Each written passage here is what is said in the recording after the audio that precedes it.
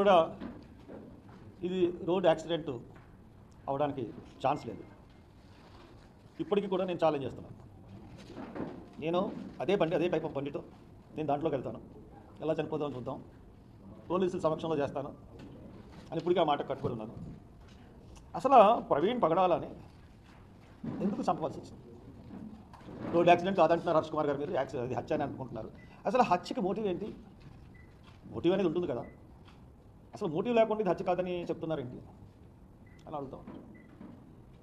నేను చాలా క్లియర్గా ఇది హత్య కాదని ఎందుకంటున్నానంటే, పోలీసుల యొక్క పోలీసులు ఇన్వెస్టిగేషన్ను ఫ్రమ్ ది బిగినింగ్, మన ఐజీ ప్రెస్ మీట్ పెట్టేంతవరకు, డిఐజీ పోస్ట్లో ఉన్న ఐజీ ఆయన పేరేంటంటే అశోక్ కుమార్ ప్రెస్ మీట్ పెట్టేంతవరకు, mister Ashok Kumar press meet పెట్టేంతవరకు ఏంటి?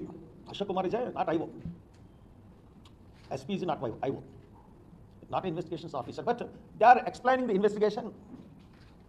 ఒకళ్ళు ఏమన్నా మర్చిపోతే ఇంకోళ్ళు జాగ్రత్తగా అందిస్తున్నారు. చూడండి, బలహీనంగా ఉన్నాడు అని చెప్తున్నాడు ఎస్పీ, అదే ఈయన మళ్ళీ ప్రాంప్ట్ చేసి, సరే వాళ్ళంతా ప్రిపేర్ అయ్యి ప్రెస్ మీట్ పెట్టారు, దెర్ ఇస్ నో ప్రాబ్లం. అయితే దెర్ ఇస్ నో ప్రాబ్లం.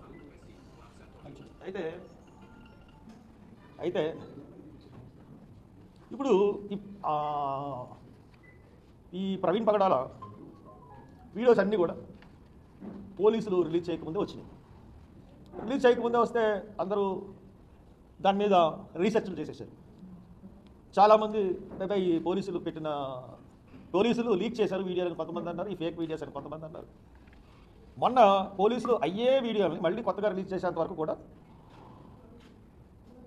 పోలీసులే ఈ వీడియోని వాళ్ళకి ఇచ్చారన్న సంగతి బయటపడలేదు.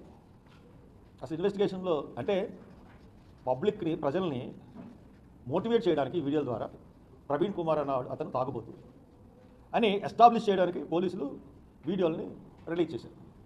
అన్నీ కూడా ఏ వీడియోలో కూడా ప్రవీణ్ ముఖం అన్నది మనకి కనపడలేదు. ఆ వీడియోలు ఏది కూడా నేను విశ్వసించట్లేదు.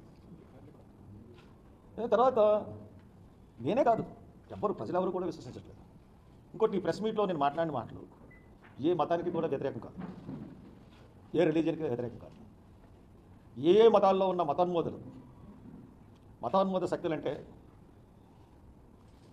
ఈ దేశం నుంచి క్రైస్తవుల్ని, హిందువుల్ని తరిమికొట్టాలి, లేదంటే ఈ దేశంలో హిందువులు మైనారిటీలు అయిపోతారు అని ఒక అబద్ధపు ప్రచారం చేస్తుందో ఆర్ఎస్ఎస్, దాని మూలాలు ఉన్న బీజేపీ, బీజేపీ ఒకటి అనుకుంటే, వాళ్ళలో ఉన్న పార్టీ అంతా కదా, వాళ్ళలో ఉన్న మతోన్మాదులు, హైలీ ఇంటలెక్చువల్ బాడీసు జరిపించిన హత్య. ఎలాగా చెప్తున్నారు హర్ష్ కుమార్ గారు? మళ్ళీ చెప్తున్నాను, హిందువులు ఎవరికి సంబంధించిన, హిందువులు అందరూ మంచోళ్ళే. నాన్నగారికి ఎంట్రీ లేని చోట నాన్నగారికి ఉన్న డౌట్స్ అన్నింటినీ కూడా పోలీసుల దగ్గర చాలా ముక్తకంఠంతో అడిగి ప్రజల డౌట్స్ క్లియర్ చేయడానికి మీరు చేసినటువంటి ఐజీ ప్రెస్ మీట్లో మీరు చేసినటువంటి దూకుడు ఏదైతే ఉందో అది చాలా అభినందనీయం. అయితే రాజమండ్రి పత్రికా విలేకరులందరికీ కూడా మేము చెప్పే చాలా ఇంపార్టెంట్ అబ్జర్వేషన్ ఏంటంటే, ఈ మర్డర్లో మిమ్మల్ని కూడా భాగస్వామ్యం చేశారు మీకు తెలియకుండానే. ఆంధ్రప్రదేశ్ పోలీస్ డిపార్ట్మెంట్ కోర్టుకి సమర్పించినటువంటి చాలా ఇంపార్టెంట్ గెడ్జెట్లో మిమ్మల్ని కూడా భాగస్వామ్యం చేశారు. రాత్రి మా సుప్రీంకోర్టు బెంచ్ లాయర్ ఇచ్చినటువంటి అబ్జర్వేషన్ డీటెయిల్స్ చెప్తాను, దయచేసి మీరు నోట్ చేసుకోండి. మార్చ్ 24, 2025 పాస్టర్ ప్రవీణ్ పగడాల మోటార్ బైక్ మీద మృతి చెందాడు. మార్చ్ 25వ తారీఖు పొద్దున్న ఆయన బాడీ డిస్కవర్ అయింది. మార్చ్ 26వ తారీఖున ఆంధ్రప్రదేశ్ చీఫ్ మినిస్టర్ ఇన్వెస్టిగేషన్ని ఆర్డర్ చేశాడు.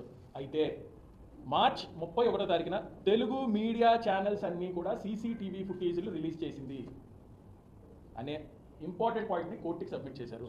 ఏప్రిల్ 12వ తారీఖున Andhra Pradesh police conducted pastor Praveen died in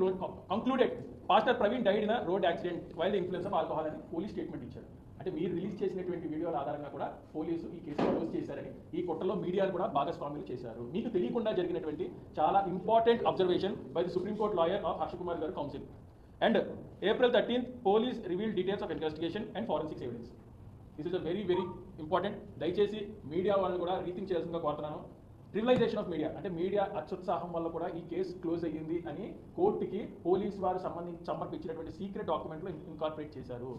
this is a very important release. And Praveen Pagadala గారిది పర్సనల్ అపియరెన్స్ ఆన్ April 16, 2025 రేపే anti conversion religious conversion law 2020లో రేపు ఆయన పర్సనల్గా సుప్రీంకోర్టు బెంచ్ మీద వాదించబోతున్నాడు.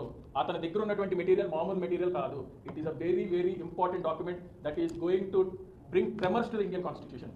ఆయన దగ్గర ఉన్నటువంటి లీగల్ పాయింట్స్ కానీ, ఆయన దగ్గర ఉన్నటువంటి కాగితాలు కానీ చాలా ఇంపార్టెంట్. 1805వ శతాబ్దం నుంచి మనుధర్మశాస్త్రం దగ్గర నుంచి కూడా ఉన్నటువంటి చాలా ఇంపార్టెంట్ డాక్యుమెంట్స్ అని ఆయన సేకరించాడు. ఇప్పుడు ఆయనే లేకపోతే ఈ కేసుని ముందుకు తీసుకెళ్ళడం అవ్వదు. దాని గురించి అతను హతమార్చాడు. This is